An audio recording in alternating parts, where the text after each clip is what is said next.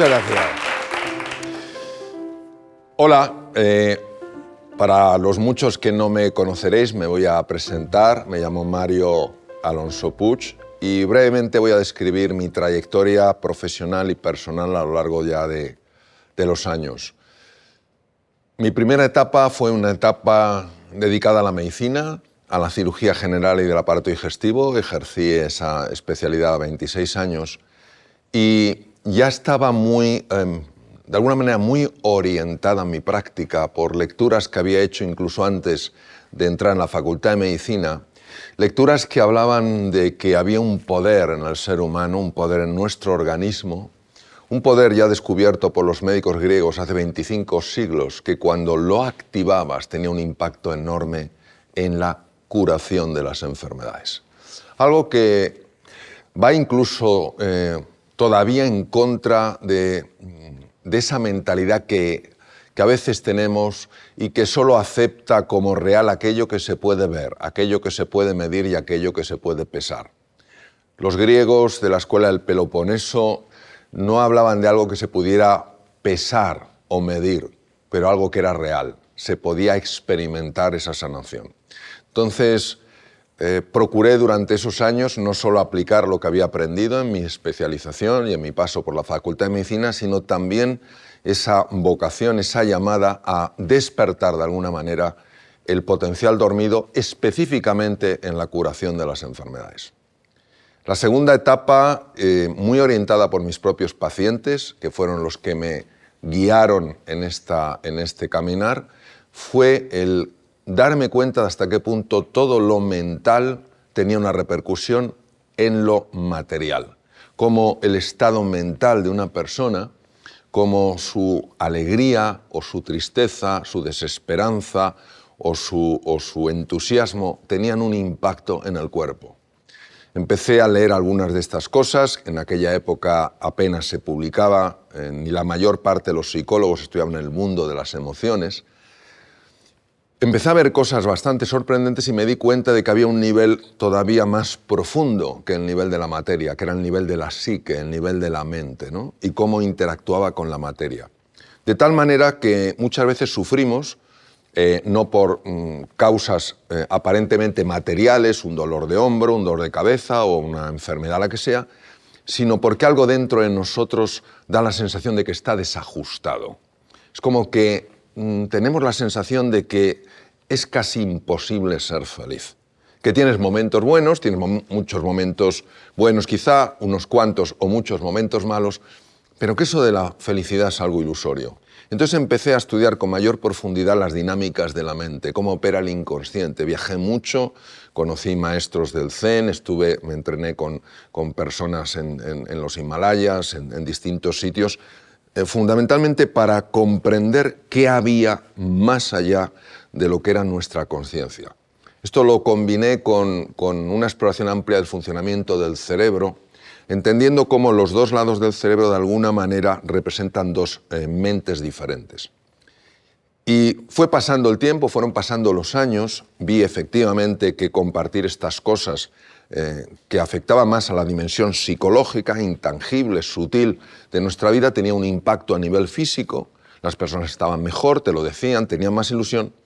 Y entonces empezó la tercera etapa, que será lógicamente la etapa última de mi vida, porque no concibo que haya un nivel más allá, igual lo hay, yo no lo concibo, que es el darme cuenta de que hay algo todavía más profundo que lo psicológico, que es lo espiritual. Y cuando hablo de lo espiritual no hablo de lo religioso, hablo de aquello que trasciende nuestra lógica normal, aquello que abraza a los demás, aquello que está basado en el amor, que está basado en una comprensión mucho más profunda de la existencia, aquello que da un verdadero propósito en nuestra vida. Es decir, nos levantamos por la mañana no solo pensando qué necesito, qué quiero, qué me gustaría, sino qué necesita el mundo. Me viene a la mente un pintor al que yo admiro mucho, que es don Joaquín Sorolla, en una época muy difícil, donde había una tristeza generalizada. Y don Joaquín Sorolla decidió convertirse en el pintor de la felicidad. Él quería transmitir felicidad con sus cuadros y fue tremendamente criticado por algunos de los escritores de la generación del 98. Pero él había encontrado su propósito. Uno puede encontrar su propósito a través de la cocina, como mi querido amigo Mario Sandoval o Pepa Muñoz, a través del arte, como don Joaquín Sorolla, a través de la arquitectura, a través de la enseñanza, en tu casa, con tus hijos, con tu pareja. Los canales son múltiples, pero tú notas que hay en ti una fuerza que quiere llevar lo que el mundo en ese momento necesita. En el momento en el que vivió don Joaquín Sorolla, el mundo necesitaba ilusión, necesitaba alegría, no necesitaba más tristeza, no necesitaba más pesimismo, necesitaba lo opuesto y decidió dar lo que faltaba, ¿no?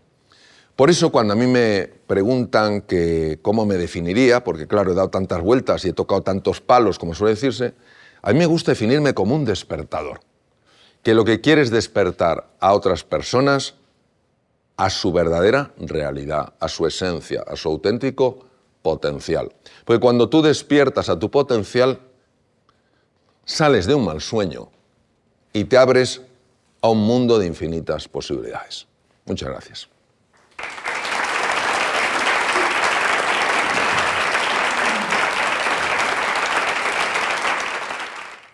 Hola Mario, me llamo Evalí. En tu último libro usas la metáfora del camino del héroe para hablar sobre cómo podemos sacar lo mejor de nosotros. ¿En qué consiste el viaje del héroe y cómo nos puede ayudar? Gracias. Gracias, Evali. Vamos a ver. Os voy a hacer una pregunta. ¿Quién de vosotros ha visto algún episodio de la Guerra de las Galaxias? ¿Quién ha visto algún episodio de Harry Potter? ¿Algún episodio de Crónicas de Narnia? Bien. Todos ellos, sin excepción, utilizan una plantilla.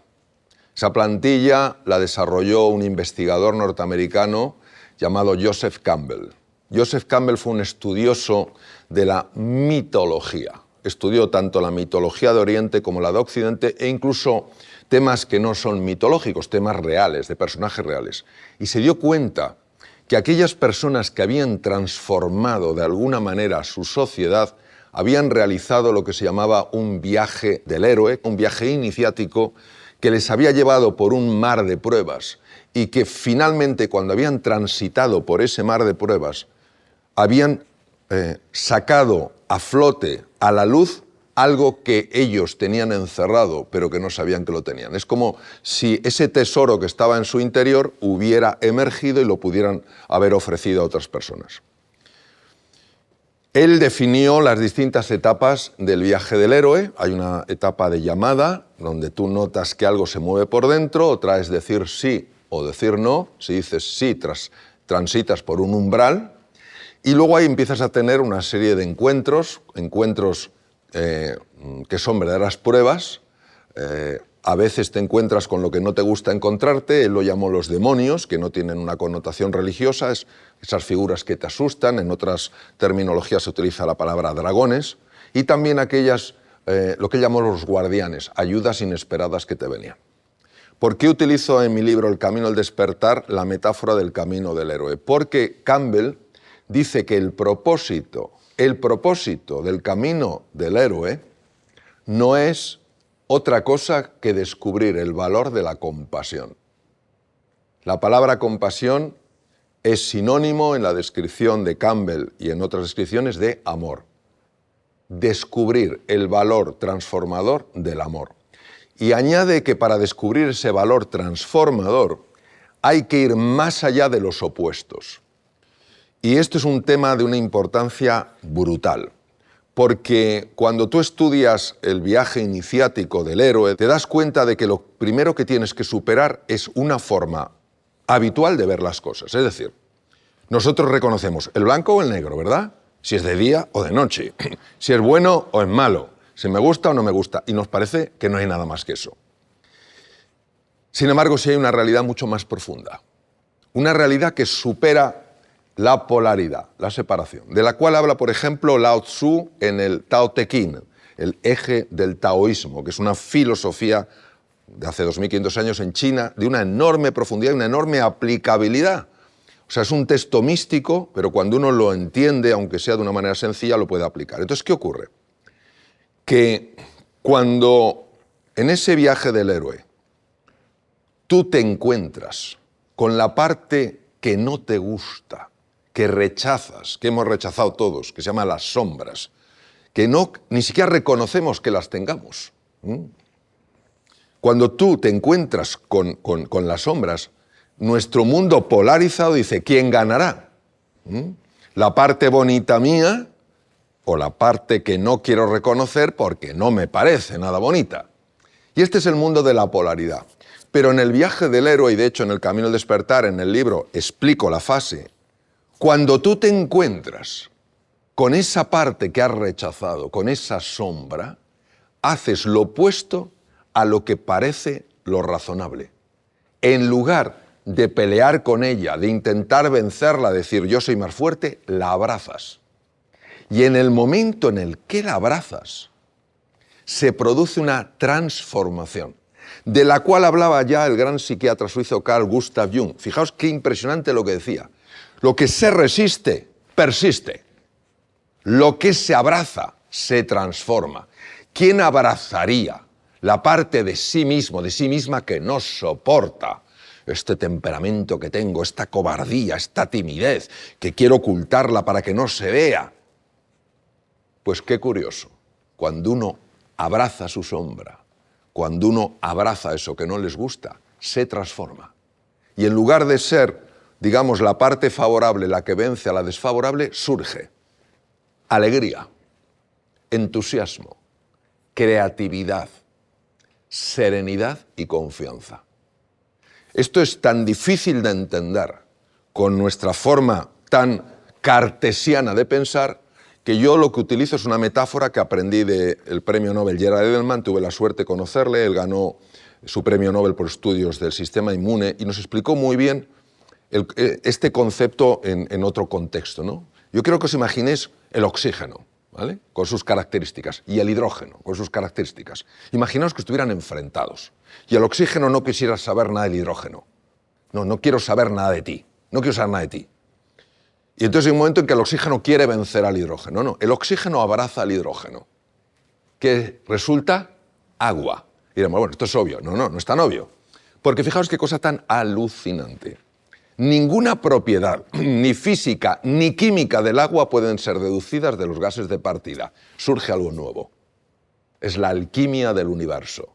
Emerge algo nuevo. Por eso, cuando tú emprendes el camino del héroe, abrazas a tus sombras, surge una paz interior, una alegría, un entusiasmo. Y dices tú, ¿pero de dónde ha salido esto? Si aquí era como el bien luchando contra el mal. No, es, entre comillas, el bien abrazando teóricamente al mal para transformarlo. Entonces, no he encontrado a lo largo de los años ninguna metáfora más bonita, más anclada en nuestro inconsciente, porque es parte de nuestro inconsciente colectivo, como lo llama Jung, que el camino del héroe. Lo que pasa es que yo el título del libro le llamo El camino del despertar, porque el camino del héroe, en el fondo, lo que te lleva es a despertar a una nueva realidad. Hola Mario, mi nombre es Débora. Llevamos un montón de tiempo ya recibiendo mensajes que deberíamos de dar lo mejor de nosotros mismos. Ser nuestra mejor versión. Bajo tu punto de vista, ¿qué requisitos deberíamos o tenemos que cumplir para conseguir alcanzar nuestro mayor potencial? Bueno, Débora, yo creo, si me permites, que siendo así, lo has explicado con mucha precisión, yo haría un pequeño ajuste del lenguaje. Yo creo que no deberíamos, que podríamos. Porque el lenguaje crea realidad en el ser humano. Entonces ya la palabra debería ya nos pesa. Yo debería ser como no soy, pero podría ser. Entonces vamos a ver. Vamos a imaginar, todos los que estamos aquí, que tenemos en la mano una bellota. A ver esa bellota que tenéis, que no la veo. Todos tenemos una bellota. Bien. Esa bellota, ¿a qué está llamada? ¿A morir como bellota? ¿A qué está llamada? A convertirse en una encina. ¿Estamos de acuerdo? Si esa bellota sigue su plan vital y se convierte en una encina, esa encina entendemos que puede dar muchas bellotas. Entendemos que esa encina puede dar mucho oxígeno, ¿correcto? Entendemos que esa encina puede dar sombra a personas en un momento que se resguardan por el sol, porque hay mucho sol. Eso es sencillamente. Nosotros estamos llamados a que nuestra forma de ser y de estar en el mundo corresponda no a quien creemos que somos, a cómo nos vemos como una bellota, sino a quienes somos en realidad, una encina dormida en la bellota. Entonces, cuando una persona conecta con eso y quita esas creencias limitantes basadas exclusivamente en que lo único que hay es lo que veo, de manera natural esa fuerza de la que Freud llamó el conatus empieza a empujar y de manera natural esa bellota empieza a convertirse en una encina. Y ahí está lo que se llama el camino de la plenitud, donde al final la encina tiene una experiencia vital que nunca podría tener como bellota. Pero no solo eso, como bellota es ella solita, como encina abraza a muchas personas, abraza muchas más posibilidades. Hola Mario, yo soy Jesús, yo también soy sanitario. Sabemos que eres médico especialista en cirugía digestiva. Últimamente he escuchado mucho acerca de que ahí se encuentra nuestro segundo cerebro. ¿Podrías explicarnos por qué? Bueno, Jesús, eso es una pregunta realmente que nos lleva a un mundo revolucionario. Nos lleva a superar probablemente una de las cosas más difíciles de superar para un ser humano, que se llama un paradigma. La palabra paradigma la acuñaron, como tantas cosas, los griegos, y paradigma quiere decir forma de ver. Voy a poner un ejemplo y luego hablaremos de tu pregunta. Si yo me observo a mí mismo y alguien me pregunta si estoy quieto o me estoy moviendo, yo diré, estoy quieto, correcto. Pero esto es un paradigma. Yo me veo quieto, pero en realidad yo no estoy quieto, porque si me salgo de la estratosfera y observo el planeta, veré que el planeta está girando aproximadamente en 1.700 kilómetros por hora. Luego, si el planeta gira, yo estoy en el planeta, yo no estoy quieto. Pero si me voy todavía más lejos, observaré que el planeta Tierra, en su movimiento de traslación alrededor del Sol, gira a 176.000 kilómetros por hora. Es decir, no solo 1.700, sino encima 170.000. Y yo estoy diciendo que estoy quieto. Hace años, muchos años, quien hubiera dicho que esta posibilidad de que yo me estuviera moviendo existía, habría sido etiquetado como un loco. ¿Estamos de acuerdo? Es decir, los paradigmas nos encierran en una percepción y cualquier persona que se atreva a desafiarlos muchas veces es considerado un loco. Bien, entonces, durante muchos años el aparato digestivo se consideró dentro de un paradigma. Efectivamente, mostraba su capacidad para recibir alimentos de una forma y transformarlo en aquello que para el organismo humano era útil. Bloques para formar proteínas, metabolitos para obtener energía. Hasta que un científico, profesor Gershon, de la Universidad de Columbia, el jefe de gastroenterología, se dio cuenta de que este paradigma era limitante. No es que fuera falso, es verdad que en una realidad yo estoy quieto, pero en una realidad más amplia también me estoy moviendo.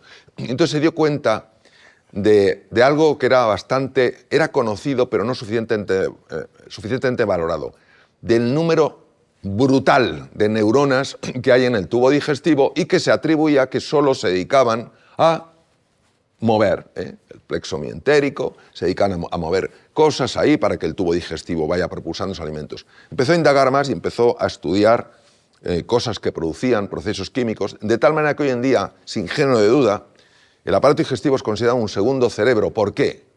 Porque es capaz de afectar a nuestro estado de ánimo, es capaz de afectar a nuestra personalidad, es capaz de afectar al nivel de funcionamiento de cualquier órgano del cuerpo, es capaz de afectar al grado de inflamación o falta de inflamación del cerebro relacionado con cuadros de ansiedad o depresión. Y cuando hablamos del aparato digestivo no hablamos solo de la parte más nuestra, sino de aquello que vive en la luz, en la cavidad hueca. El aparato digestivo se llama la microbiota.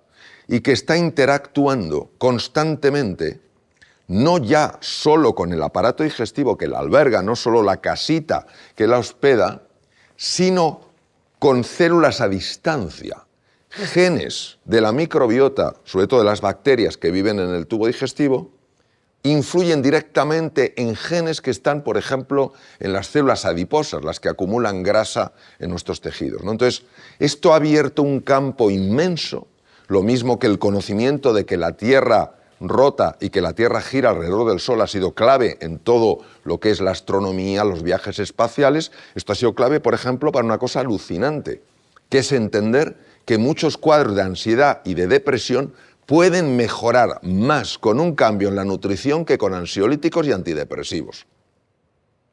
Que cuadros que clínicamente no entendíamos muy bien, cuadros como la alergia o cuadros como las enfermedades autoinmunes, el lupus, en fin, todas estas enfermedades conocidas, incluso cuadros degenerativos, como puede ser la enfermedad de Parkinson, la enfermedad de Alzheimer, que todos conocemos, pueden tener su origen en un desajuste del tubo digestivo, lo que se llama el intestino poroso o intestino permeable. Antes hablaba en la presentación de que todo está conectado, el cuerpo, la mente y el espíritu. Fijaos qué impresionante. El estrés psicológico sostenido en el tiempo, el distrés, según lo definió el profesor austríaco Hanseli, produce un impacto tan marcado en el segundo cerebro que puede ser esa alteración la que genere un montón de enfermedades, por ejemplo, enfermedades que consideramos o que se llaman hoy enfermedades mentales. Fijaos qué impresionante. Y también qué curioso. Cuando una persona cuida de su aparato digestivo, su nivel de estrés crónico baja. Fijaos la importancia que tiene esto, ¿eh?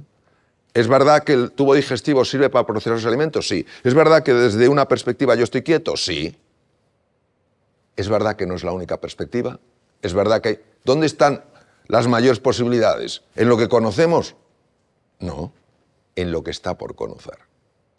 ¿Qué ocurrió? Que cuando el profesor Gershon empezó con estos comentarios, ya os podéis imaginar algunas de las críticas.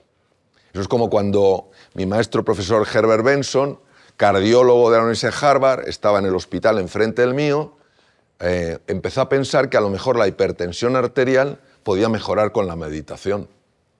Imaginaos cómo le miraron en aquellos años, hablo de hace 30 y pico, 40 años. Y fue el primer científico en el mundo que fue a los Himalayas para hacer registros de los monjes en meditación. Y claro, imaginaos las críticas. Este ha perdido un poquito la cabeza, ¿eh? Este ha fumado algo raro, ¿eh? Este está tomando lo que no tendría que tomar. Se trajo a Boston, que es donde está el hospital, el Deaconess, se trajo a Boston su experiencia, sus registros, empezó a hacerlo con norteamericanos con hipertensión arterial y empezó a haber cambios impresionantes. Yo recuerdo una época que estuve en el Deaconess en trasplante hepático, bajar a su despacho a saludarle, porque yo me había formado con él, y me dijo, Mario, lo estamos enseñando, estos procesos de meditación, en enfermos que van a cirugía cardíaca, que van a la UBI y están obviamente intubados y están inconscientes, claro, tú lo sabes muy bien. Están intubados y están inconscientes. Si se han preparado previamente para calmar su mente, cuando van a la UBI estando inconscientes, su corazón da muchos menos problemas que si no se han preparado. Es como si el cuerpo captara el valor del silencio. Claro, hoy en día estas personas son considerados los grandes pioneros, ¿verdad? El profesor Herbert Benson, reconocido en el mundo entero, o personas, obviamente, Copérnico, obviamente Galileo Galilei, etc. Pero en su época, estos pioneros fueron los locos. ¿Por qué? Porque desafiaron el paradigma vigente. Entonces, incluso en el propio camino del héroe, decir que hay algo más que la polaridad, que el blanco, que el negro, que el bien, que el mal, que hay una cosa más allá, desafía el paradigma vigente. ¿Qué ocurre? Pues que ha habido gente muy avispada, como George Lucas, que fue el escritor y creador de la Guerra de las Galaxias, que leyó a Campbell, claro. Y una vez le invitó a su rancho en California para, en privado, a hacerle una presentación de la primera saga de la Guerra de las Galaxias. Y Campbell estaba muy sorprendido y preguntó que por qué le había invitado. Y dijo, pues porque me he basado mucho en la comprensión de lo que es el camino del héroe. el cambio en despertar. Y si no, mirad los diálogos entre el joven Jedi y Yoda. Decir, ¿de dónde has sacado esto? Kung Fu Panda, otro tanto. Es decir, es como una plantilla de la que pueden salir muchas cosas. Es como una arcilla de la que puedes hacer, oye, pues una taza, puedes hacer un botijo, puedes hacer una vajilla, la que sea, ¿sabes? La puedes pintar, oye, y es todo diferente, pero la base es una arcilla. Hola Mario, ¿cómo estás? Mi nombre es Jesús García, me dedico al mundo de la comunicación y como tal hay un tema que me preocupa especialmente, que es la información que recibimos, las noticias que vemos, las palabras que escuchamos, cómo influyen y cómo afectan a nuestra salud. Sería un placer escuchar tu punto de vista al respecto y saber también qué podemos hacer para mantener una mentalidad más positiva. Vale. Cuando yo estaba en Boston, me compré un día el Boston Globe, que es el periódico de allí, y leí una noticia que me llamó la atención. Era un warning, un aviso de los psiquiatras de la Universidad de Harvard, en el cual recomendaban que no se vieran las noticias de la noche. Aquí era un poco sorprendente. Y argumentaban por qué. Y ellos decían que, en su opinión, dado que las noticias en general no suelen ser de lo más favorable, sino suelen ser dramas, sucesos, conflictos, guerras, cuando eso te lo llevabas al sueño, inducía insomnio. Y ellos estaban muy preocupados porque en Estados Unidos hay 100.000 accidentes de circulación al año por insomnio. Entonces, ¿qué quiere decir? No cabe duda que las palabras, las imágenes, cuando tienen un componente que es insistente, repetitivo y lleno de drama, si eso es lo que te llevas antes de dormir, que es el momento, el proceso en el que se reconstituye o se reconstruye la memoria, eso va a quedar grabado ahí y te va a afectar. O sea, ¿quién se acostaría y dormiría pensando que está en un mundo hostil? ¿Quién se dormiría pacíficamente pensando que está en un mundo peligroso? ¿Hay peligros en el mundo? Sí. ¿Hay conflictos en el mundo? Sí. ¿Hay cosas en el mundo que no nos gustan? Sí. ¿Se puede definir todo nuestro mundo así? No. Es más, el propio Albert Einstein decía que la pregunta más importante que nos podemos hacer es una. Porque esa pregunta, dependiendo de cómo la respondemos, va a afectar directamente a cómo vivimos la vida. Todos tendríamos interés en conocer esa pregunta, ¿no? O sea, una pregunta que si yo me hago, si me hago esa pregunta y la contesto de una determinada forma, ¿puedo vivir con más alegría, con más ilusión, con más confianza? O sea, contesto de otra, ¿voy a vivir con miedo, con desesperanza, con sensación de impotencia? Claro, obviamente esa pregunta no es que en general uno lo lleve a la conciencia y diga, a ver, me voy a hacer esta pregunta. No, es una pregunta que uno se hace inconscientemente y que inmediatamente va a determinar tus sentimientos y cómo percibes el mundo. La pregunta de Einstein fue, ¿vivo en un universo hostil o en un universo amigable? Yo creo que pensemos juntos, ¿qué sucede cuando yo me pregunto, ¿vivo en un universo hostil? Y contesto, sí.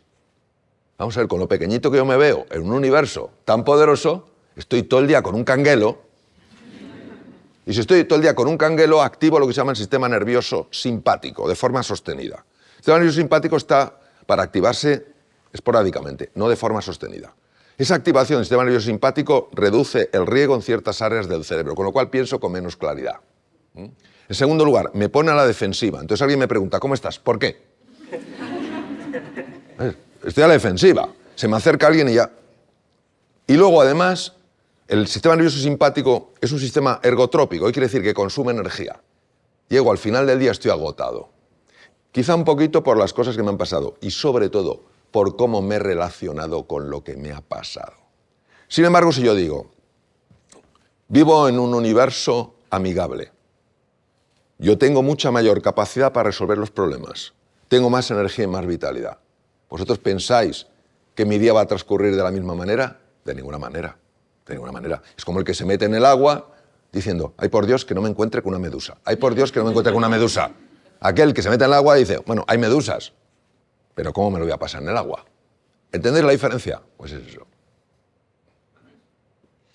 Hola Mario, me llamo Pablo y tengo una pregunta y es ¿cómo podemos transformar el miedo en confianza? Vamos a ver, Pablo, vamos a hablar del miedo. Hay dos tipos de miedo. El miedo correspondiente o lógico a nuestra condición material, es decir, si yo veo un tigre y no tengo miedo, tengo un problema. Todos estamos de acuerdo en eso, ¿no? Si veo una persona que se acerca con una navaja y no tengo miedo o no tengo una relación de miedo, pues puedo tener un problema porque no sé reconocer lo que es un peligro. Y la mayor parte de los miedos que no proceden del tener esa inquietud por un daño a nuestra naturaleza física, sino que proceden de la mente. Entonces, la mayor parte de los miedos proceden de la mente. ¿Qué pasa? Que la mente tiene tal poder sobre el cuerpo que el cuerpo reacciona como si el miedo fuera real. Entonces, en mi experiencia, el miedo se vence cuando tienes un motivo lo suficientemente poderoso. Quiero que os imaginéis dos edificios muy altos con una tabla en la azotea que conecta los dos edificios. Y nos dicen a cualquiera de nosotros, oye, atraviesa esa tabla. Y estás absolutamente atenazado por el miedo. Pero ves que al otro lado, en el otro edificio, hay una persona a la que tú quieres mucho. Imagínate un niño pequeño que no sabe muy bien dónde está y se va a caer si tú no vas. ¿Qué pasa con el miedo? Desaparece. Entonces, para mí, el miedo se vence fundamentalmente a través del amor. El amor a algo o a alguien. ¿Tú por qué has superado tu miedo y has cruzado la tabla? Porque amas a esa persona. ¿Tú por qué superas tu miedo a la hora de emprender un proyecto? Porque amas esa causa. ¿Tú por qué superas tu miedo a la hora de llevar a cabo algo que es complicado? Porque amas la posibilidad del resultado. El antídoto natural del miedo es el amor. No pensemos que es el valor. ¿Por qué una persona es valiente? Valiente es la consecuencia. ¿Pero por qué es valiente? Porque ama eso que quiere hacer. Y entonces, como ama eso que quiere hacer, se olvida de sí misma esa persona. Y en el momento en que uno se olvida de sí mismo, el miedo se desvanece. ¿Por qué tenemos tanto miedo las personas? Porque no sabemos amar. Nos da miedo amar. Si no nos diera miedo amar, no tendríamos tanto miedo. Hola Mario, ¿qué tal? Soy Marina, encantada de saludarte y bueno, quiero darte las gracias por ser despertador para muchos y muchas de nosotras. Me gustaría preguntarte qué es para ti la felicidad y qué consejos prácticos nos das para ser un poquito más felices. Muchas gracias. Bueno, Marina, esa es una pregunta que se ha hecho la humanidad desde que tiene, digamos, conciencia de existir, ¿no? Para entender qué es la felicidad tenemos que distinguir la felicidad de aquello que se parece a la felicidad, pero no es la felicidad. ¿Recordáis la fiebre del oro en los Estados Unidos? Hubo la fiebre del oro y luego la fiebre del oro negro, la fiebre del petróleo. La fiebre del oro, ¿os acordáis? Hubo personas que se llenaron de alegría porque creían que habían encontrado oro. Y de verdad que se parecía al oro. Brillaba como el oro, era amarillo, era un metal, era duro. Era pirita de cobre. El oro de los tontos. Pero claro, hasta que se dieron cuenta de que eso no era oro de verdad, más feliz que una perdiz. Bien. ¿Cuál es la diferencia entre la felicidad y el bienestar subjetivo? La misma que entre el oro y la pirita de cobre. Es mejor tener pirita de cobre que no tener nada. Es mejor tener bienestar subjetivo que no tenerlo. ¿Qué es bienestar subjetivo? El goce de los sentidos. Estamos aquí, un sitio precioso, un estudio maravilloso, no tenemos frío, estamos cómodos, si necesitamos agua nos dan agua, bienestar subjetivo. Lo aprovecha cada uno, ¿vale? Tú bebes agua y se te quita la sed. No se le quita la sed al vecino porque vean que tú bebes agua. Bien.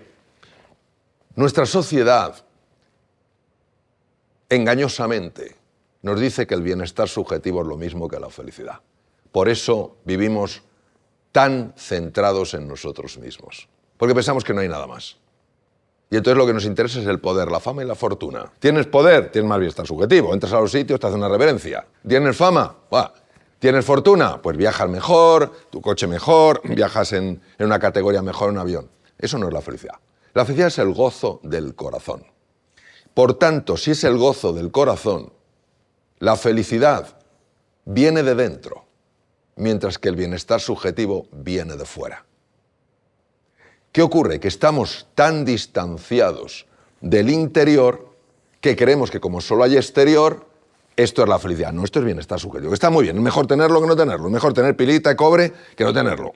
Entonces, ¿cómo conectamos con la felicidad? Para mí, la felicidad siempre es compartida. Es, para mí, imposible experimentar la felicidad si no tienes la vocación de que otra persona la experimente. El bienestar subjetivo no tiene por qué ser compartido. Yo me puedo comer una manzana riquísima, me la como yo y yo lo disfruto. Pero la felicidad es cuando yo me importas tanto tú que divido la manzana en dos y de repente digo, madre mía, pero qué rica está esta manzana. No, está especialmente rica porque en ese momento soy especialmente feliz. Entonces, forma sencilla que no simple de ser feliz. Que realmente te importen los demás. Que realmente te importe lo que sientan y necesiten los demás. Que realmente todo lo que hagas, lo hagas no solo por ti, que está bien que lo hagas por ti, sino que lo hagas también por los demás. Y que cuando tú salgas de tu casa a trabajar o a una reunión, no estés pensando, no esté yo pensando, no estemos nosotros pensando a ver lo que saco de esta reunión, a ver lo que obtengo de esta reunión, a ver lo que me llevo de este encuentro, sino a ver lo que pongo en este encuentro, a ver lo que llevo a este encuentro. Y eso es otro paradigma, porque en el paradigma en el que vivimos, dar es perder. En el paradigma de la felicidad, dar es multiplicar. Y por eso hemos oído tanto esa frase, que se queda muchas veces en puramente conceptual, dice, tú recibes más de lo que das. Y uno dice, sí, sí, pero que lo dé otro. Que lo dé otro. Hasta que uno tiene un momento en el que da sin esperar y le viene de todas partes. Y es que la felicidad, a diferencia del bienestar, opera con leyes distintas. El bienestar subjetivo opera con las leyes del mundo. La felicidad opera con las leyes del universo. La conexión con el universo sí te da felicidad, sí te da oro. La conexión con las leyes del mundo te da pirita de cobre. Entonces, ese es el punto. Hola Mario, mi nombre es Pablo. Un placer y un honor estar aquí contigo hoy y poder hacer y formularte preguntas. He oído que la saturación de pantalla disminuye nuestra capacidad de atención. Como padre de 2 hijos que tengo, esto me preocupa. No sé si tú tienes algún consejo para darnos sobre cómo no disminuir nuestra capacidad de atención e incluso mejorarla. Bueno, Pablo, tu pregunta es una pregunta muy relevante y yo creo que todos vamos a considerarlo así en un mundo como el actual. Entonces, tenemos que hablar de la importancia de la atención, ¿vale? El problema no es solo la pantalla, es vivir entre pantallas. Cuando nosotros vivimos entre pantallas, estamos constantemente con la atención de un lado para otro. Suele pensarse erróneamente que incluso los niños pequeños, si aprenden a estar entre varias pantallas, su cerebro se acoplará a eso. Y luego nos preguntamos sorprendidos por qué no para de aumentar los cuadros de déficit de atención, tanto en niño como en adulto. Y parece que es como una casualidad, ¿no? Pues no es así. La capacidad de atención del ser humano, por la razón que sea, que tampoco la tenemos clara, está hecha para estar en una cosa, en el aquí y en el ahora. E incluso las mujeres que tenéis mayor capacidad, porque tenéis mayor conectividad entre los 2 hemisferios cerebrales, para estar en varias cosas simultáneamente, aún así perdéis nivel de atención en todas las cosas en las que estéis. Aún así pueden ser mayores que la del hombre. Pero el hombre que está mucho más enfocado, digamos, a una cosa, si está en varias pantallas pierde capacidad de atención. Entonces diremos, bueno, ¿qué más da? No da igual. Vamos a hablar del impacto que tiene a nivel de manejo de datos. Se sabe perfectamente que cuando una persona está... se activa una red que se llama la red neuronal por defecto. La red neuronal por defecto no te favorece ni tomar buenas decisiones ni manejar bien los datos. Uno no lo sabe, son procesos inconscientes. Con lo cual pierdes eficacia. Es decir, necesitas más tiempo para hacer lo mismo. Bien. En segundo lugar, a nivel corporal, la activación de la red neuronal por defecto está asociada a un deterioro en el funcionamiento del sistema inmune. Precisamente el que nos tiene que defender frente a bacterias, virus y tumores. Qué mal negocio estamos haciendo. En tercer lugar, cuando uno pierde capacidad de atención, imaginaos el impacto que tiene cuando estás con otra persona. Pero es que todos lo sabemos. Tú estás con otra persona y sabes perfectamente si esa persona está contigo o está volando. Y si no está presente, ¿dónde está? Ausente. Luego, ¿afecta a las relaciones? Naturalmente que afecta a las relaciones. Pero no es solo eso.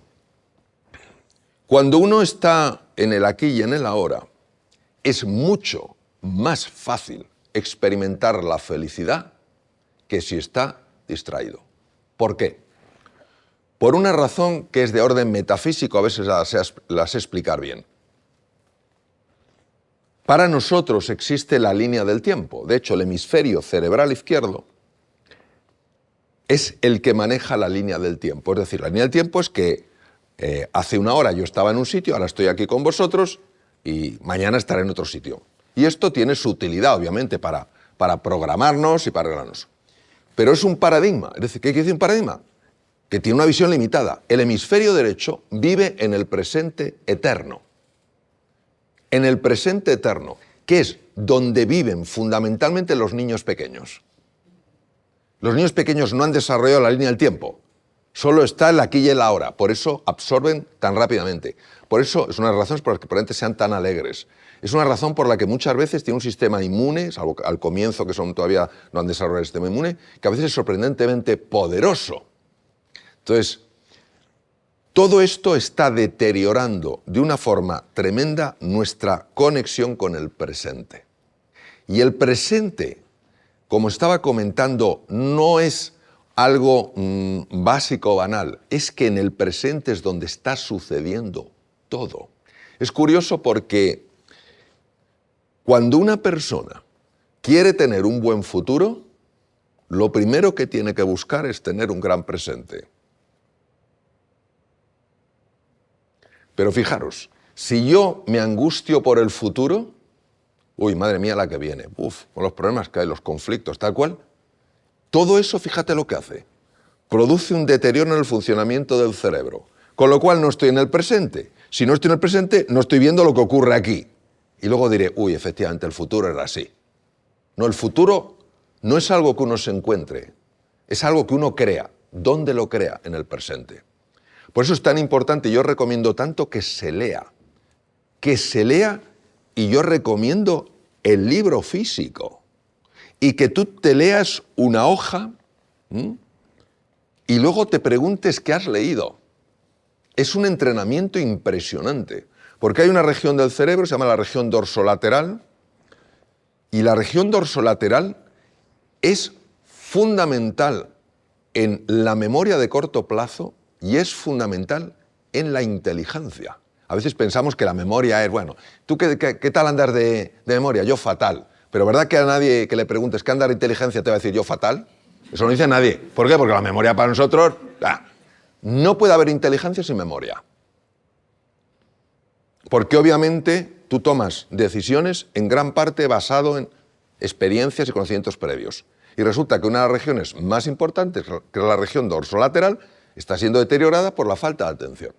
Cuando hay un entrenamiento, entonces que estás con una persona en el aquí y en el ahora, plenamente, como entiendo que estamos todos nosotros aquí, que estás haciendo deporte, plenamente en el deporte, que estás estudiando plenamente, y cuando la mente se te va, con amabilidad y con firmeza la vuelves a traer. La atención es una capacidad importantísima en el ser humano.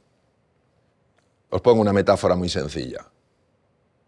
¿Os imagináis que alguien os dijera, si le va a operar, es un cirujano estupendo, con una habilidad técnica impresionante, con las mejores titulaciones del mundo mundial, además es súper empático? El problema es que es un poco distraído. Oiga, quiero uno con menos títulos, pero que esté un poco más ahí. ¿Veis? Pero claro, no nos damos cuenta de la importancia de esto. Hola Mario, soy Mía. Quería preguntarte, porque sé que eres un gran defensor de la meditación, ¿qué evidencias científicas hay de los beneficios que tiene la meditación y si funciona para todas las personas?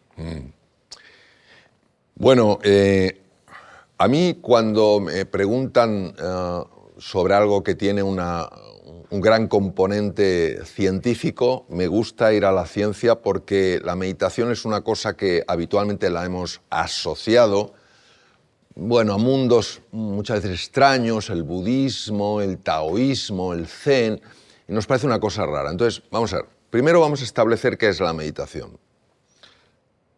La meditación es un estado de quietud. Y ese estado de quietud tiene dos dimensiones. Una que en sánscrito se llama shamatha y otra que en sánscrito se llama vipassana, que se explican perfectamente. Quiero que nos imaginemos que estamos queriendo ver algo por la noche y no vemos nada. Y tenemos un telescopio y alguien nos dice, mire por el telescopio. Vamos a hacer que todos miramos, venga. Como que todos tuviéramos el telescopio, todos mirando. Y ahora os hago una pregunta.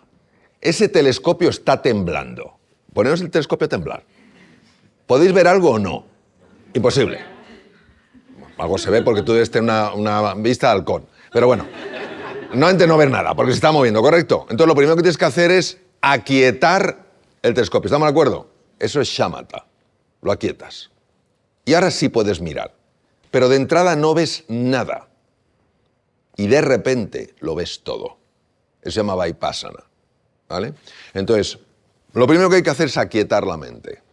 ¿Por qué hay que aquietar la mente y qué evidencias científicas tenemos de que aquietar la mente es bueno? Porque el caos mental que tenemos produce enfermedad directamente. Pensar en los pensamientos que tenemos. ¿Cuáles de ellos son en general pensamientos ilusionantes, pensamientos esperanzadores? ¿Y cuáles de ellos son pensamientos llenos de ira, llenos de frustración, celos, envidias, iras, resentimientos, culpas, vergüenzas? Así. Pues todos esos pensamientos, esa agitación mental, se ha estudiado con técnicas de neuroimagen qué es lo que hace y produce una activación del sistema nervioso simpático que no tendría que estar, la cual deteriora el cuerpo.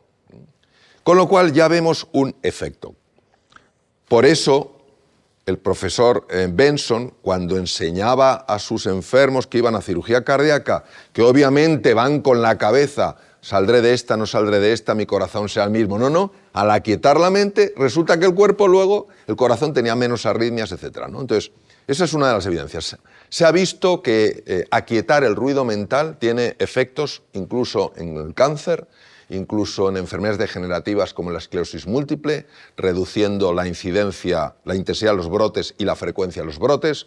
Se ha visto en montones de sitios, se ha visto mejoras del sistema inmune, etcétera, etcétera. Una de las cosas más importantes, cuando vas a urgencias o tienes que hacer una operación de extrema urgencia, por sorprendente que os parezca, es aunque sea 10 segundos aquietar la mente. 10 segundos. Aquietar la mente. Si una persona se te muere en 10 segundos, es que no hay nada que hacer. Entonces lo que os quiero decir, 10 segundos para aquietar la mente. ¿Por qué? Porque en ese momento tú puedes tomar una decisión mucho mejor. Eso es el poder de la meditación. Por eso se enseña a meditar en hospitales, se enseña a meditar en centros de investigación, se enseña a meditar. Ya ha perdido esa connotación un poco esotérica que tenía, que apartaba a tantas personas. Ahora bien, cuando uno consigue llegar a un nivel de profundidad mayor, que es vipassana, es decir, cuando ya empiezas a ver cosas, ¿qué es lo que ves? Empiezas a ver soluciones a problemas a los que no habías encontrado solución. Empiezas a ver por qué hay cosas en ti que sin que tú lo supieras están impidiendo que encuentres la solución a esas cosas.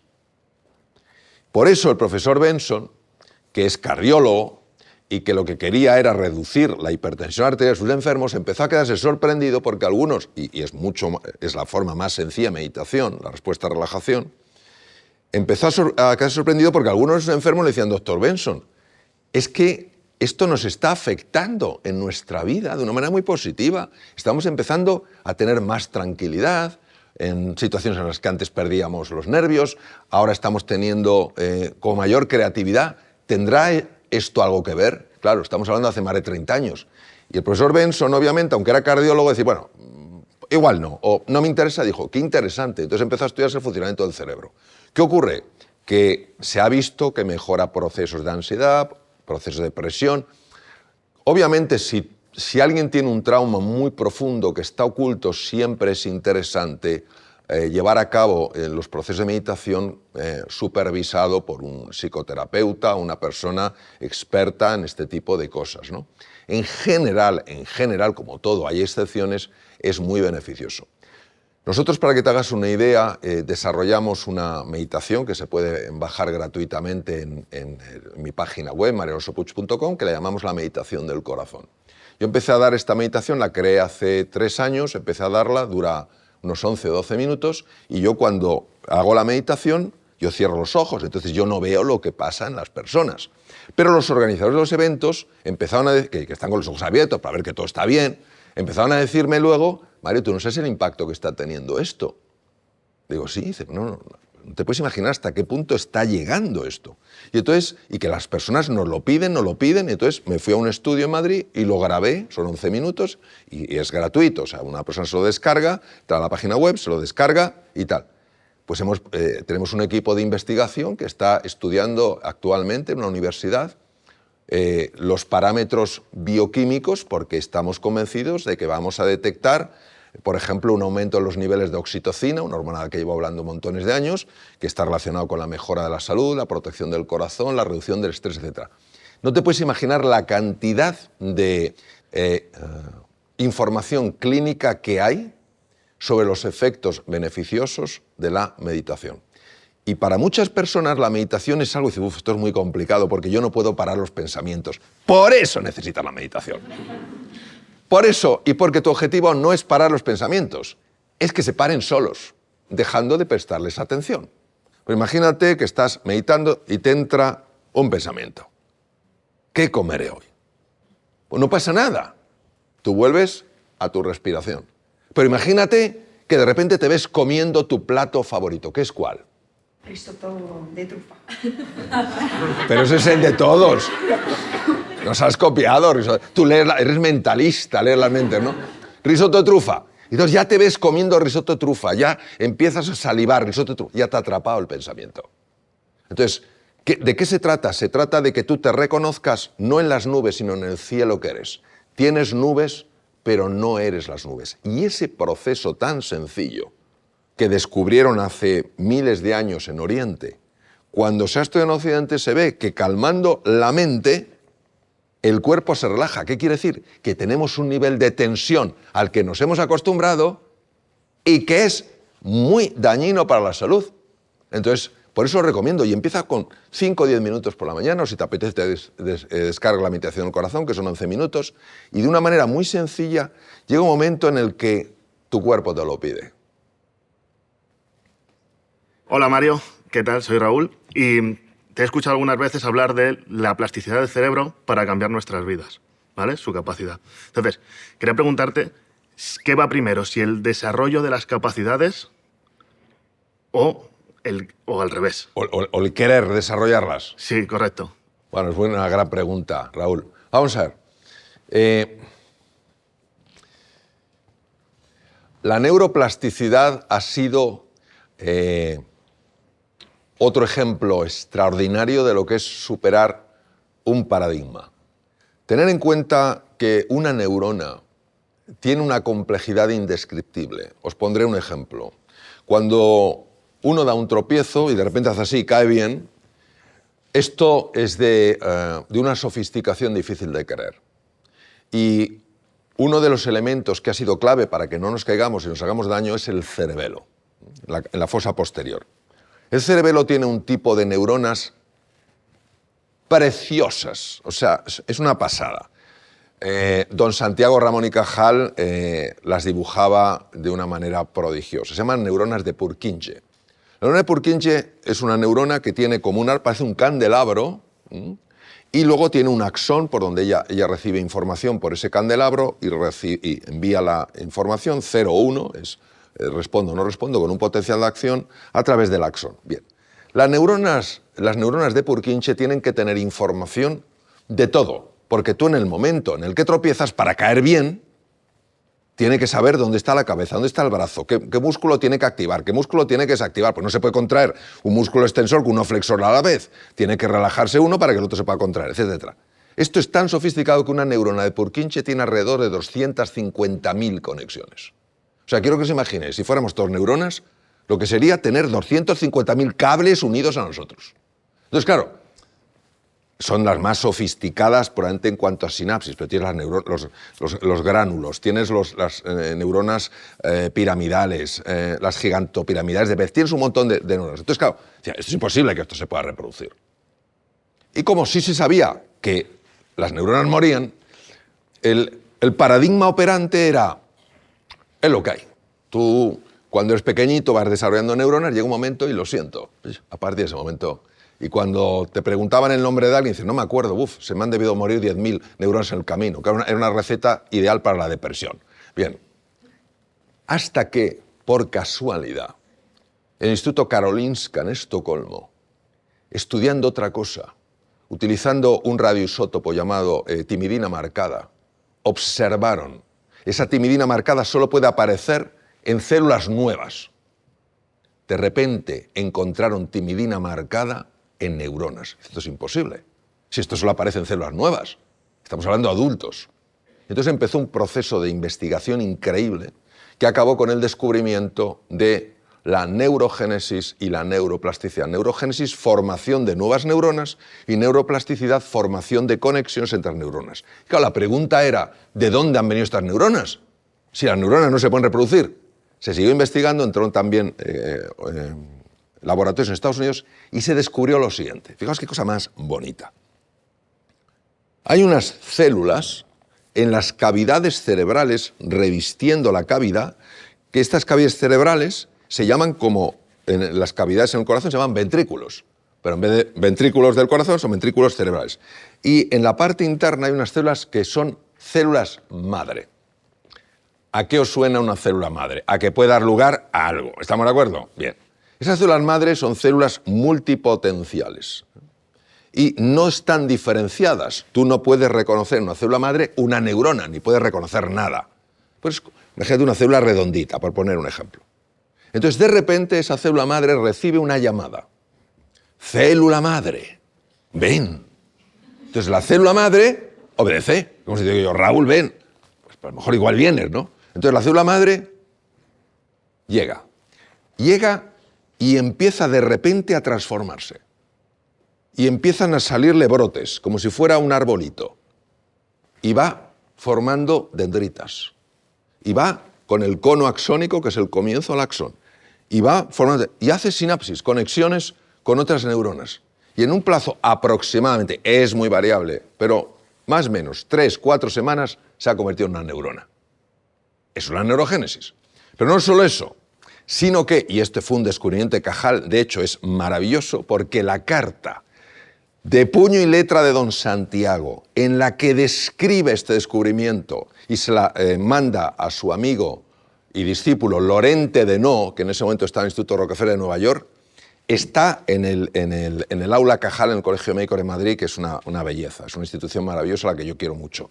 Pues fíjate qué cosa más alucinante. Don Santiago describe a puño y letra a Lorente Deneau las espinas dendríticas, es decir, donde se conectan otras neuronas, son puntos que son como espinas de un rosal, y ahí se conectan.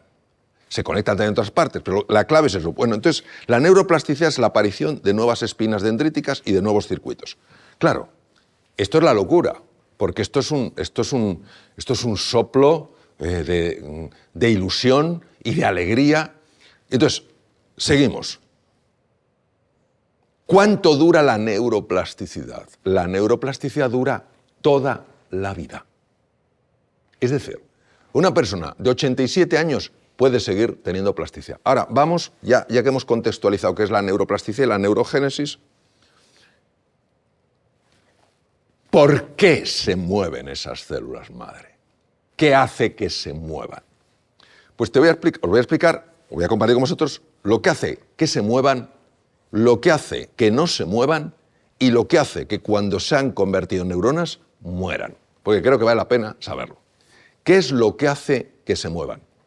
La necesidad de reinventar el cerebro. Por eso cuando yo escribí Reinventarse, tu segunda oportunidad, hablaba de esto y la gente me decía, pero ¿es posible que esto suceda? Claro que sí. El primero que lo vio fue don Santiago. Entonces, cuando tú te encuentras con una situación nueva, tienes que aprender a manejarte con una nueva tecnología, a manejarte en un nuevo idioma, a manejarte con una nueva cultura porque te has ido a vivir, Raúl, a otro sitio.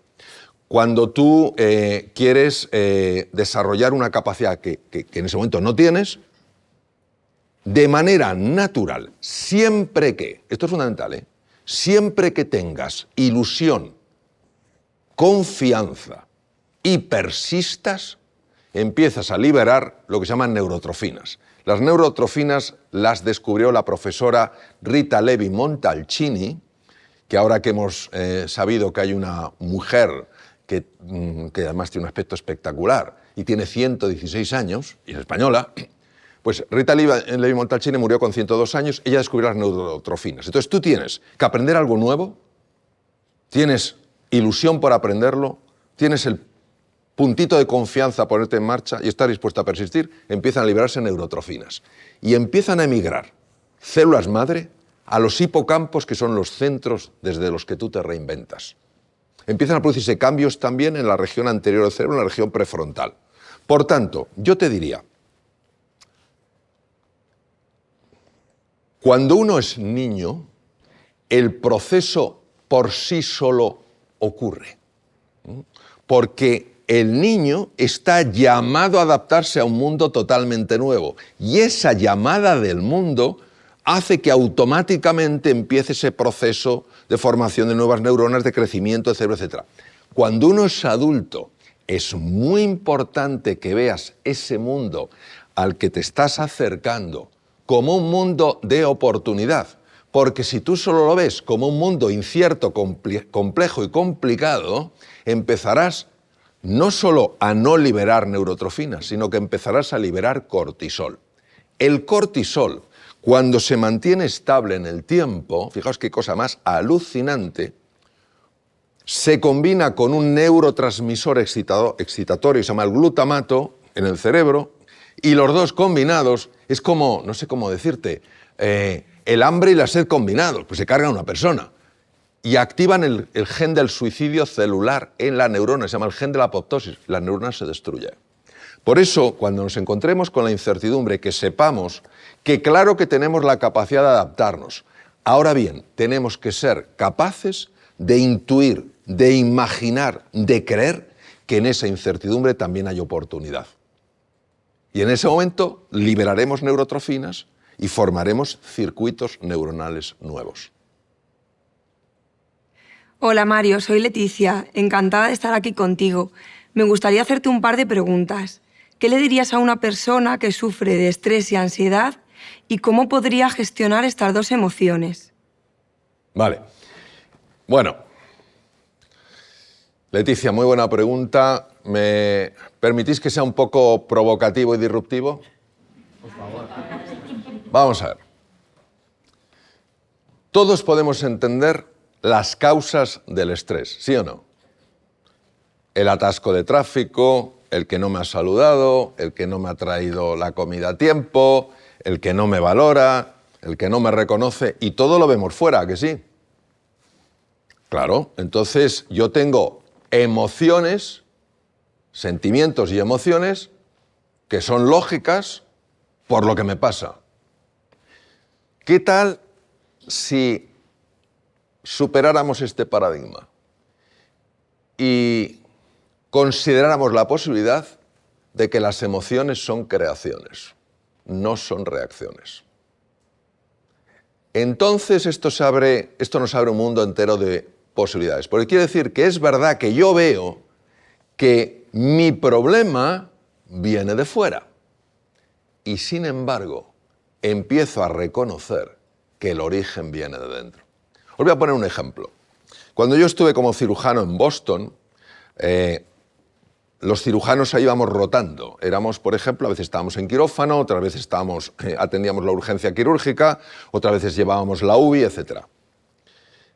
Son situaciones muy estresantes, porque en la UBI de mi hospital había enfermos muy complicados, porque las operaciones eran muy complicadas y porque cuando te llamaban a urgencia, pues había a veces cosas muy complicadas.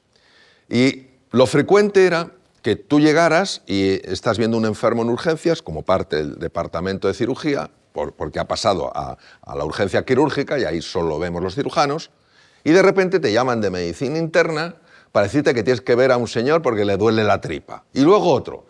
Claro, llega un momento que dices tú, por favor, déjame tranquilo, uno a uno. Bueno, esto es lo que nos pasa muchas veces que vamos gestionando. Yo recuerdo un día en el que fue increíble, porque tenía que ver 2 enfermos en cirugía, en la urgencia quirúrgica. Me llamaron de la parte médica para tocar un abdomen, para palpar un abdomen. De otra parte de la urgencia médica para poner una vena subclavia. Me llamaban por dos lucecitas a la vez. Por megafonía. Dr. Alonso, take line 4, take line 4. Oye, yo no sé aquel día lo que me pasó, pero yo fluía. Yo fluía. Entonces veía a Alonso, veía exactamente lo que había que hacer, veía al otro, agarraba el teléfono, sí, soy el cirujano de urgencias, sí, perfecto, sí, un segundo, espere, yo estaba alucinado, ¿esto qué está pasando? Me iba ahí la subclavia y decían, es un hombre que tiene un problema de coagulación, y yo, No quiero deciros que esto fuera lo habitual, era lo inusual. Y en ese momento, fue un momento en el que me di cuenta que las emociones son creaciones. Tenía más presión que la que había tenido otros días. Pero yo por dentro, no sé lo que me pasaba, que lo llevaba de otra manera. Esto es fundamental y es una maravillosa noticia. Porque, claro, cuando tú entiendes esto, te das cuenta de que lo que decía don José Ortega y Gasset, el filósofo español, tiene mucho sentido. Yo soy yo y mis circunstancias. Mis circunstancias cuentan, pero también estoy yo. Entonces, ¿qué voy a hacer yo para estar equilibrado? ¿Qué voy a hacer yo para estar bien? Esto es importantísimo porque nos lleva a tomar responsabilidad. Y si no, vamos a jugar el papel de una víctima. Y si queremos liderar, y liderar es servir y es contribuir, más vale que tomemos responsabilidad, sobre todo con cómo está el mundo. Entonces, por eso te quiero decir que a mí me ha ayudado mucho salir de la queja, que es tan obvio y que nuestros ojos parecen atrapados en el paradigma, ¿qué es eso? Y entrar en el concepto de responsabilidad. Responsabilidad no como culpabilidad, sino como capacidad de respuesta. Y a medida que lo vas trabajando, poco a poco, hay que hacerlo con humildad, a veces te sale mejor, a veces peor. Imaginaos el nivel de libertad que nos da esto. Porque libre, como dijo maravillosamente el profesor, el psiquiatra, fundador de la logoterapia Viktor Frankl, prisionero en distintos campos de concentración en la Segunda Guerra Mundial, libre no es quien reacciona, libre es quien responde. ¿Cuál es la diferencia entre reacción y respuesta? Reacción es automático. Me das aquí en el martillito, hago pum. Me dice tap, pum. Respuesta es que entre medias está tu decisión. Y es que no nos damos cuenta que la gran conquista del ser humano es la libertad interior. De hecho, hay un texto hindú muy antiguo que se llama el Dhammapada que dice: el mayor conquistador es quien se conquista a sí mismo. Entonces, por eso puedes tener una serenidad, puedes tener una tranquilidad, aunque todo alrededor empiece a estar tenso. ¿Y cuál es el efecto cuando una persona está tranquila? Que empieza a tranquilizarse el entorno. Es una búsqueda continua, no digo que sea fácil, lo que digo es que vale la pena. Y por eso invito a hacernos una pregunta. No, que la pregunta que invito no es cuánto me va a costar, sino hasta dónde me puede llevar. O sea, imaginaros lo que es tener esa capacidad de mantener la serenidad en medio de la dificultad. Y siendo siempre muy cariñosos con nosotros mismos, porque es un proceso que poco a poco tenemos que aprenderlo, no exigirnos constantemente. Estaba hace unos días hablando del tema del feedback. Fijaros qué forma tan dañina tenemos de ayudarnos.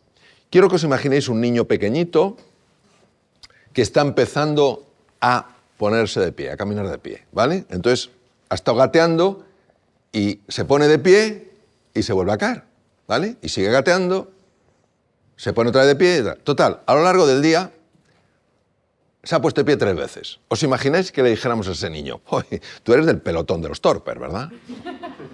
Tú tienes un futuro lamentable. Porque mira, en 24 horas, bueno, 24 horas, las horas que esté despierto el crío, solo te has levantado 3 veces. ¿Vosotros pensáis que alguno de nosotros acabaría andando de pie? Nadie. Ni el tato anda de pie. Nadie. Ahora, imagínate que a ese crío le dices, campeón, pero qué maravilla, 2 veces has ido de pie. En ese momento el cerebro, al recibir recompensa, se va a esforzar en la tercera, en la cuarta y en la quinta. Eso es con los niños. Vamos a pensar con los adultos. Vamos a suponer que tú esto lo integras, lo empiezas a vivir y mañana tienes una situación en la cual, una situación muy complicada a lo largo del día, distintos momentos difíciles, y solo en uno de ellos consigues una cierta serenidad, una cierta paz y una comprensión de calado de que las emociones son creaciones. ¿Vale? Y el resto de las veces reaccionas. ¿Qué hacemos los adultos? ¡Qué vergüenza! ¡Qué vergüenza! ¡Qué vergüenza! 10 ocasiones y solo lo he hecho bien una. ¿Qué ocurre? Que mañana o pasado harás menos. Fijaos qué cosa tan alucinante. Qué cosa tan alucinante. Entonces, cada pequeño éxito que tengamos, hay que reconocérnoslo. Hay que decir una enhorabuena. Lo he conseguido una vez. Enhorabuena. Y entonces el cerebro empieza pum, pum, pum, pum, pum, a mejorar. Entonces, ¿qué ocurrirá? Que de una manera natural, fluyendo, empezarás a tener mucho más serenidad en situaciones complicadas. Y cuando tengas más serenidad, disfrutarás e incluso las buscarás. ¿Por qué? Porque sabrás que si tú tienes esa paz interior y la irradias, ¿a cuántas personas puedes ayudar? Cuando todo el mundo en el fondo está buscando lo mismo, la paz interior. Hola Mario, soy Noemi, encantadísima, y quería hacerte un par de preguntas en torno a algo que te he escuchado defender, que es que sería conveniente que guiásemos nuestra vida más por nuestras decisiones que por nuestras emociones. Ajá. Entonces, en esto quería preguntarte, ¿cómo hacer esto? Muy bien. Muy bien. Y por otra parte, la emocionalidad, ¿cómo nos afecta a nuestra salud física y mental? Vale, pues voy a invertir, si me permites, Noemi, voy a invertir y voy a empezar por las emociones y luego voy a hablar por las decisiones. Y si me lío con las emociones y me olvido, tú me recuerdas tu otra pregunta, ¿vale? Vamos a ver. Primero, hay que distinguir entre un sentimiento y una emoción. Son 2 cosas diferentes. Quien lo explica maravillosamente fue una persona a la que tuve el honor de conocer y estar con él, el profesor Antonio Damasio. Él lo marca maravillosamente. Es el catedrático en neurología en la Universidad del Sur de California, en Estados Unidos, en Los Ángeles. Bien. Una emoción necesita un cuerpo. No hay cuerpo, no hay emoción. Es decir, una emoción implica cambios bioquímicos, cambios hormonales, cambios viscerales. Os voy a poner un ejemplo. Un estudio que se hizo en el Reino Unido, voluntarios, con un suero, no se les dice lo que se les va a poner, a unos se les pone suero salino, inyectado, y a otros se les pone ácido láctico. Inmediatamente los que reciben ácido láctico empiezan a tener miedo. ¿Por qué? Porque la presencia de ácido láctico, de la forma en la que se puso en ese momento, el cuerpo lo vive como la emoción del miedo. En el momento en el que lo que sucede en el cuerpo, las áreas del cerebro llamadas cíngulo anterior e ínsula de Rayleigh captan eso, sientes miedo. O sea, previo es lo corporal, la inyección, y casi instantáneo, en milisegundos, es la sensación. Inyectas el ácido láctico, empieza a poner. ¿Qué le pasa? No sé, estoy sintiendo miedo. ¿Vale? Entonces, esto es muy importante porque hay que diferenciar el sentimiento de la emoción. Muy importante por lo siguiente, que va con tu primera pregunta. Porque si tú accedes a los mapas de los sentimientos, si generas un sentimiento, automáticamente generarás una emoción. Y si tú tienes una emoción, automáticamente generas un sentimiento.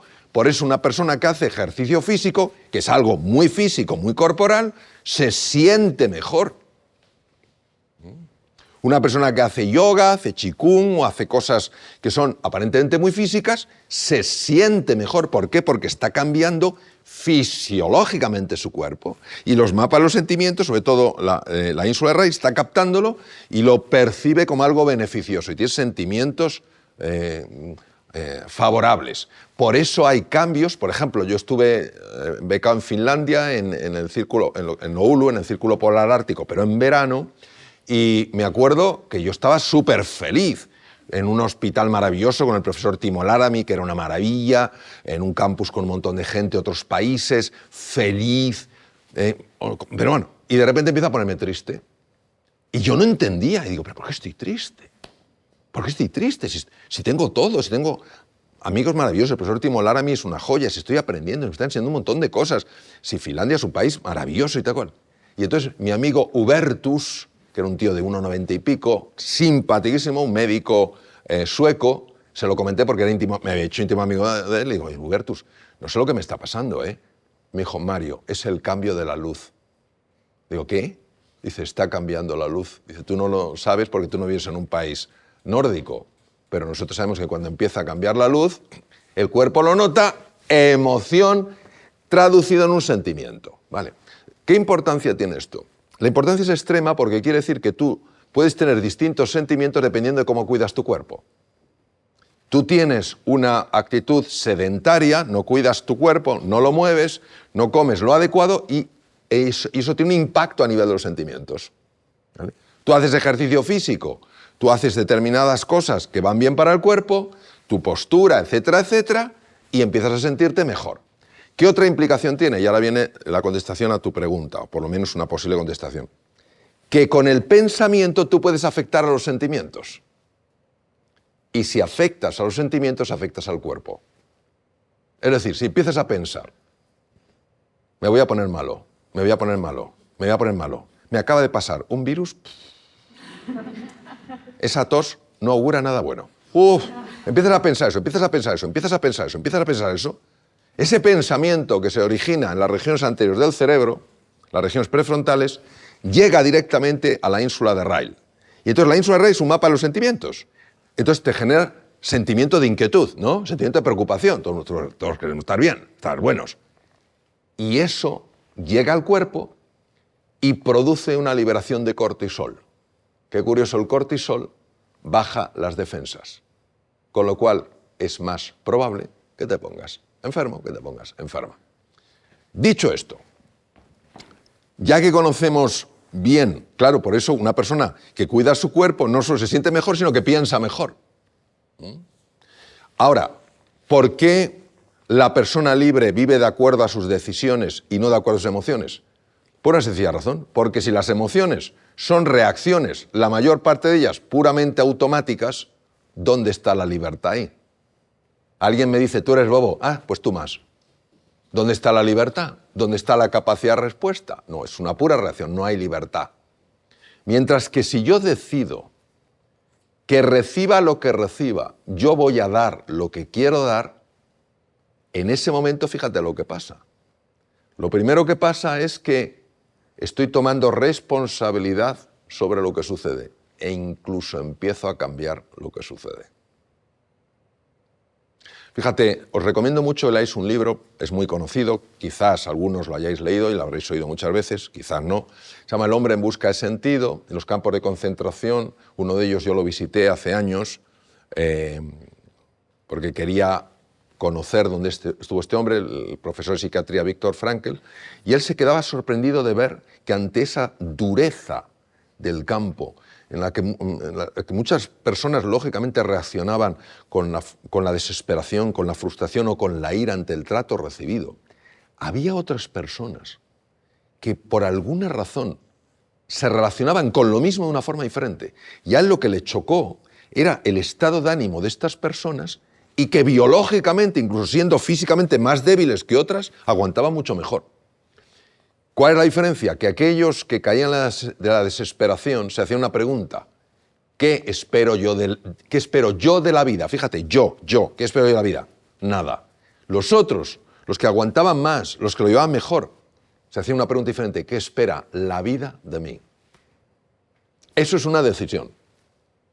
¿Decido que voy a vivir de acuerdo a lo que yo espero o decido que voy a vivir de acuerdo a lo que el mundo necesita? Por eso tiene tanta importancia y por eso la libertad es una conquista diaria, donde habrá veces que lo haremos bien y 90 mal, pero ¿qué vamos a hacer? Lo vamos a celebrar, porque lo hemos hecho una vez. No vamos a decir, bueno, una vez solo, no.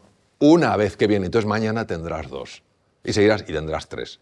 Y en ese momento, qué curioso, las emociones que tendrás fundamentalmente serán las siguientes: serenidad, alegría, entusiasmo y paz interior. Añado otra, confianza. Hola Mario, ¿cómo estás?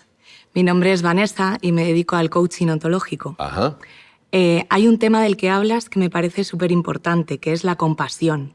Y quería saber qué significa la compasión para ti y qué importancia crees que puede tener para la sociedad y para las personas. Muy bien. Bueno, primero, enhorabuena por dedicarte a algo tan importante como es el coaching ontológico. La ontología es la ciencia del ser, es una parte de la metafísica y es precioso porque es como el coaching de los niveles profundos de la persona, ¿no? Pero vamos a hablar de la compasión. En una ocasión al director general de una empresa le hablé de la importancia de la compasión y me dijo: Mario, yo tengo 2.000 personas a mi cargo, no tengo tiempo para la compasión. Lo cual quiere decir, y estamos hablando de una persona con ganas de hacer las cosas bien. Pero el lenguaje en el ser humano crea realidad, y esto lo sabemos perfectamente, por ejemplo, en el mundo del coaching, ¿no? Entonces, ¿qué quiere decir? Que nosotros automáticamente asociamos compasión con ser blando. Es una persona muy buena. En el fondo, ¿qué estamos diciendo? Es muy blando. No, yo quiero que mis hijos sean buenos. A ver, entonces, ¿quién quiere ser blando en la vida? Nadie. Y sin embargo, la compasión lo hemos asociado con ser blando. Lo mismo que la felicidad lo hemos asociado con el tener en lugar de con el ser. Bien. Entonces, yo le di muchas vueltas al tema de la compasión para intentar entender en qué consistía la compasión. Y llegué a la conclusión de que no se puede entender la compasión si no está acompañado de la sabiduría. Voy a explicarlo. En Bután, un país muy querido por mí, hay 2 símbolos que definen a Bután. Uno es la campana y otro es el cetro. Entonces, esas 2 cosas representan toda la filosofía del budismo chamánico, que es el budismo en Bután. La campana es la energía femenina y es la sabiduría. Y el cetro es la energía masculina y es la compasión. Bien, ¿por qué es necesaria la sabiduría y la compasión? Porque si nosotros no entendemos realmente lo que necesita una persona, a lo mejor nuestras mejores intenciones no van acompañadas de los mejores resultados. Entonces, ahora tenemos que dar un salto al taoísmo donde se entiende perfectamente. En el Tao todos habéis visto un símbolo que es el yin y el yang. El yang, que es la parte blanca, representa el sol, es la energía masculina, y el yin, que es la parte oscura, representa la luna, que es la energía femenina, que son las 2 polaridades, ¿no? Bien, qué curioso que en la parte yang, es decir, la parte de la energía masculina, todos tenemos energía masculina y energía femenina, aparece un círculo de yin. Qué raro. Y en la parte oscura, en la parte de la luna, en la parte de la energía femenina, aparece un punto yang. Entonces esto me lo explicó el maestro Genpo Roshi, que me enseñó temas del Zen, y es tan bonito, tan interesante y tan práctico. Fijaros. ¿Cuál es la diferencia entre ser firme y ser duro? La diferencia entre ser firme y ser duro es si hay un punto de compasión o no lo hay. Es decir, si tú pones la energía masculina solo, es decir, el blanco, el yang, y en la relación con una persona solo eres yang, tú vas a ser duro. Tú vas a por la persona. Tú vas a hacerla daño. Tú vas a castigarla. Pero si pones un punto de yin, tú vas a corregirla. La corrección es parte de la compasión. El castigo no. Pero ahora nos vamos al otro lado, al yin, a la energía femenina. Si tú solo eres yin, todo el mundo es bueno. No pasa nada. No. Tienes que tener el punto de firmeza.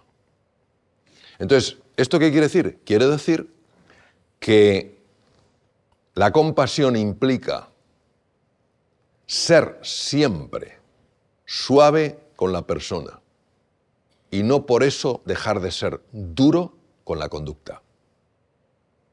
La compasión significa que todo lo hagas con la intención de corregir, nunca de castigar. Y esa es la diferencia. Y la persona lo nota. Yo recuerdo una vez, yo tengo 3 hijos a los que lógicamente adoro, y recuerdo una vez al pequeño le llevaba con frecuencia al colegio y no le apetecía nada. Y yo, pues, intentando mucho yin. Pero hijo, no sé cuántos, el futuro, no sé qué, el colegio, mucho yin. Y un día me salió el yang, pero con su punto de yin. Y le dije, mira, además, yo iba conduciendo, 0 de ira por mi parte. Dije, mira, tú puedes hacer, hijo mío, lo que quieras. Tú puedes dejar no sé qué, puedes dejar los estudios, no sé qué tal. Solamente yo esto ya no te lo voy a decir más. Tú tienes que tomar responsabilidad. Pero lo curioso es que yo notaba que no había nada de ira. Lo que había era una firmeza tremenda. Yo puedo haberle dado a mi hijo camino del colegio 100, mínimamente 100 discursos yin. Pero el día que le di un yang con el punto yin, nunca se lo he olvidado. Como el mejor discurso o la mejor conversación que tuvo. Eso es compasión. ¿A que eso no es blandura? Entonces, ¿qué pasa? Que donde hay confusión, que la confusión surge del lenguaje, hay que poner distinción. Esa es la compasión. Cuando tú veas que tu intención es castigar, aunque lo digas con las palabras más bonitas, eso jamás es compasión. Cuando tú utilices palabras que son firmes, pero veas que en tu interior lo que quieres es el bien de la persona, por tanto no aumentar el tamaño de su herida, sino reducirla, es decir, la corrección, ahí hay compasión. Hola Mario, ¿qué tal? Soy Manuel. Estamos disfrutando mucho escuchándote hoy. Realmente nos estás dando palancas para pensar y para llevarnos a casa, pero me gustaría pedirte también, por favor, si nos puedes contar alguna historia, una historia que hayas vivido tú en primera persona o que hayas tenido cerca tuya, que te haya realmente marcado, que te haya emocionado de verdad. Bueno, gracias Manuel. Yo he tenido, igual que seguro que vosotros, historias que me han tocado, historias que me han emocionado. Digamos que las historias que más me emocionan son aquellas en las que veo que lo imposible se hace posible. Porque son historias que de alguna manera rompen paradigmas existentes y de alguna manera nos invitan a darnos cuenta que lo que nos dice nuestra razón no es todo lo que hay, que lo que nos dice nuestro orgullo tampoco es todo lo que hay y que lo que nos dice nuestra experiencia tampoco es todo lo que hay, ¿no? Sino que al final el único que nos conoce es nuestro corazón, ¿no? Entonces son historias, yo diría, historias con corazón, ¿no? Pues mira, por ejemplo, una persona que tuve la suerte de conocer en Los Ángeles, pasé un día entero con él, quizás os suene porque se hizo una película con su vida, Patch Adams. Yo tuve la suerte de conocer a Patch en un evento precioso y tuvimos algunos la ocasión de pasar un día entero con él. Y la historia de Patch es una historia donde lo imposible se hace posible. Patch Adams era una persona que tenía ciertos, vamos a decirlo, desajustes psicológicos reconocidos por él y él mismo se ingresó en una clínica psiquiátrica. Cuando él se ingresó en la clínica psiquiátrica, empezó a observar la situación de algunos de las personas ingresadas ahí. Y en aquel hospital en concreto en el que estuvo, vio una falta de calidez humana. Vio mucho diagnóstico, vio mucho tratamiento y vio poca humanidad. Y tuvo algunas experiencias él donde realmente se quedó desconcertado, porque intuitivamente, él no tenía formación en ese campo, intuitivamente pensaba que el amor, el cariño, el trato a los demás tenía que jugar un papel en la recuperación de una enfermedad. Y empezó a ser una persona un poco incómoda, lógicamente, pero consiguió que algunas de las personas que estaban ingresadas en el hospital y que no hablaban con nadie, hablaran con él, como que empezaran a revivir. Llegó un momento en que Patch Adams pidió la alta voluntaria, decidió que ahí no quería estar más. Y siendo una persona ya con una madurez considerable, entró en la Facultad de Medicina. Claro, quiero que os imaginéis jóvenes de 18, 19 años y un señor, no sé la edad que tendría Patch entonces, pero igual de 30 y pico años. Y él se dio cuenta que en el hospital donde él hacía las prácticas como estudiante de medicina, el trato a los enfermos, sobre todo por parte de los médicos, no por parte del personal de enfermería, que fue su gran aliado, era muy distante, muy duro. Eran casos clínicos, toquen este hígado. Y claro, Patch veía la cara del enfermo al que le tocaban el hígado. Nadie, a ver, si yo me voy a tocar vuestro hígado, diréis, perdona, el hígado es mío. O sea, lo tocas y te doy permiso. Por lo menos pídeme permiso y te dejaré tocar. Veía la cara del enfermo y ahí 10 estudiantes de medicina tocando el hígado. A ver, respire hondo, no sé qué tal cual. Entonces, él vio la cara y dijo, esto hay que cambiarlo. Vio gente que no comía, ¿saben? Y vio gente pues, que estaba en la fase terminal y que no hablaba. Y entonces empezó a desarrollar una metodología donde combinaba el humor, se vestía de payaso, se ponía alas de mariposa y empezaba a hablar con la gente. ¿Y qué sucedió? Pues que el que no comía empezaba a comer, que el que no hablaba empezaba a hablar, que aquel enfermo que parecía que no mejoraba empezaba a mejorar. Estaba desafiando un paradigma. El paradigma de que un médico lo que tiene que hacer es ser un perfecto observador de la realidad física. Le intentaron echar del hospital. Le intentaron echar porque se enfrentó directamente al decano. El decano no soportó aquello. Y de hecho hubo un juicio porque Patch Adams obviamente no está dispuesto a que le echaran. Patch Adams, su memoria, yo no he visto una memoria, bueno, igual la de Ramón Campayo, ¿no? Pero, o la de Ramón sea mayor porque es el número 1 del mundo. Pero la memoria de Patch Adams es espectacular. Y Patch Adams sacaba unas notazas. Entonces no le podían enganchar por la parte de las notas.